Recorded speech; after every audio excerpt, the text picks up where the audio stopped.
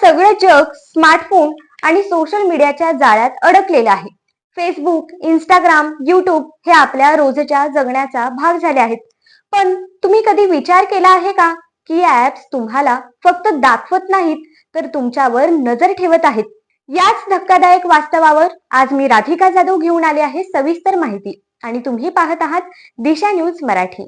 चला जाणून घेऊया कोणकोणती ऍप्स आपल्या हालचालींवर लक्ष ठेवतात आणि आपली माहिती कशी गोळा केली जाते. आज सगळं जगच सोशल मीडिया युजर झालं आहे. हातात स्मार्टफोन, अंतात फेसबुक, इंस्टाग्राम हे समीकरण आहेच आहे.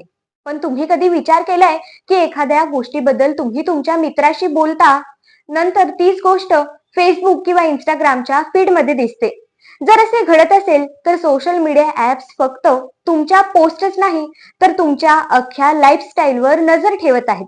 या गोष्टी हवेतल्या नाहीत. या संदर्भात एका रिपोर्टमध्ये खुलासा झाला आहे. कोणकोणते सोशल मीडिया ऍप युजर्सवर पाळत ठेवतात आणि कशा पद्धतीने काम करतात याची माहिती या अहवालात देण्यात आली आहे. ब्रिटनच्या रिसर्च फर्म रिपोर्टमध्ये हा खुलासा करण्यात आला आहे.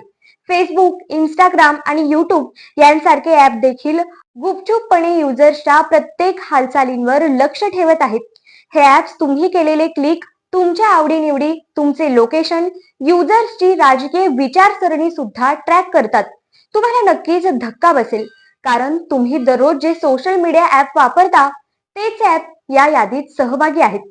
यामध्ये Facebook, Instagram, threads, LinkedIn, Pinterest, Amazon, Alexa, YouTube, x आणि पेपल या ऍप्सचा समावेश आहे.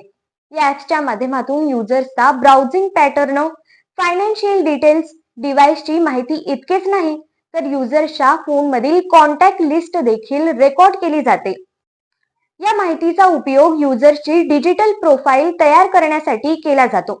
यामुळे युजर्सचा व्यवहार समजण्यात कंपन्यांना मदत मिळते. ऍप्सचा वापर तर करायचा, पण स्वतःची गोपनीयताही राखायची असेल तर काही टिप्स माहिती असणे गरजेचे आहे. मोबाईलमध्ये एखादे ऍप डाउनलोड करताना परमिशनवर लक्ष ठेवा. नीट माहिती घेतल्याशिवाय ऍपला कोणतीही परमिशन देऊ नका.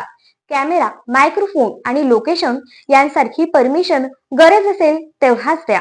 फोनच्या सेटिंग मध्ये जाऊन या ऍप्सच्या परमिशनचा आढावा घ्या. कारण नसताना ऍप्सना बॅकग्राऊंड मध्ये ऍक्सेस देऊ नका. प्ले स्टोर मध्ये जाऊन डेटा प्रॅक्टिस सेक्शन व्यवस्थित वाचा. ऍप डाउनलोड करताना नेहमी ऑफिशियल प्लॅटफॉर्म वरूनच डाउनलोड करा. या व्यतिरिक्त संबंधित ऍपचे रिव्ह्यू आणि रेटिंग यावरही लक्ष द्या. तर सोशल मीडियाचा वापर करताना सावध राहणं ही काळाची गरज आहे.